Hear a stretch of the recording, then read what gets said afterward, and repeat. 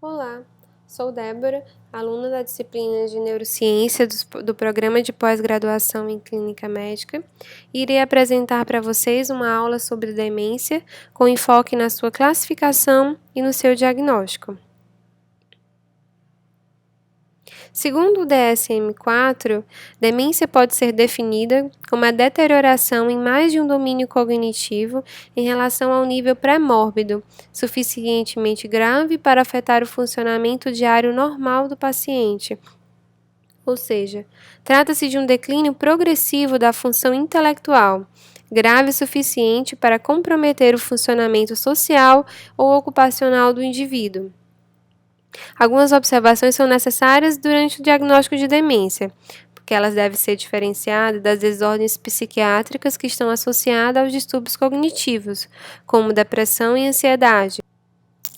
Ela deve ser diferenciada também dos déficits de domínio único, como, por exemplo, da afasia que ocorre devido ao AVC, ou seja, mais de um domínio cognitivo deve ser afetado.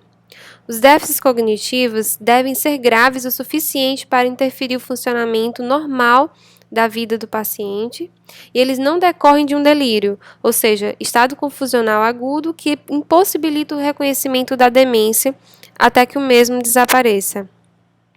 No que diz respeito à sua etiologia, a demência ela deve ser dividida em duas categorias principais: nas demências degenerativas primárias e nas suas formas secundárias ou sintomáticas. Demências degenerativas primárias, elas são caracterizadas por uma perda neuronal seletiva em áreas do cérebro funcionalmente vulneráveis. Dentro dessa categoria, nós podemos dividir ela em dois subgrupos. Onde a demência é a manifestação clínica principal da doença, por exemplo, na demência de Alzheimer, na doença de Pick ou em outras atrofias focais progressivas. E um segundo subgrupo é onde a demência ela ocorre devido a alguma doença neurodegenerativa, ou seja, ela está associada a algum outro sintoma, seja ele de origem piramidal, extrapiramidal ou algum sintoma autonômico, que vão acompanhar essa disfunção mental. Nesse grupo, nós vamos incluir a demência com corpúsculos de Lewy, a doença de Parkinson, a doença de Huntington, a paralisia supranuclear progressiva e a degeneração córtico-basal. As formas secundárias da demência elas vão ser divididas em três subgrupos principais, com base na sua fisiopatologia e no mecanismo pelo qual o fator etiológico vai exercer os seus efeitos prejudiciais sobre as funções mentais. Então, nesses grupos, nós vamos ter aqueles distúrbios que danificam diretamente o tecido cerebral, causando a disfunção mental, quer por afetar as existências do cérebro ou locais críticos para funções cognitivas, por exemplo, as demências vasculares, os agentes externos, sejam eles infecciosos, mecanismos autoimunes ou defeitos de metabolismo, e o traumatismo craniano. O outro subgrupo são aqueles que provocam um aumento da pressão intracraniana e distorcem o cérebro mecanicamente, causando um mau funcionamento. Exemplos são os hematomas, os tumores e a hidrocefalia de pressão normal ou obstrutiva. O terceiro subgrupo seriam aqueles distúrbios que provocam mau funcionamento das células cerebrais, sejam eles devido a uma falta de constituinte ou então um nível inadequado de alguma substância no sangue, por exemplo, as condições metabólicas de deficiências de vitamina, insuficiência hepática ou uremia, condições endócrinas como Cushing, hipo- e hipertireoidismo e tóxicas, sejam elas através do álcool, drogas ou metais pesados. O diagnóstico de demência ele deve ser incluído em duas etapas principais. O primeiro passo vai ser diferenciar de outras condições que podem mimetizar a demência, e o segundo, fazer um diagnóstico diferencial das síndromes demenciais. Algumas condições que podem mimetizar a demência são, por exemplo, o Ward-Well, que são alguns indivíduos que eles estão tão preocupados com suas funções mentais que acham que são dementes, porém ela é considerada normal nos testes.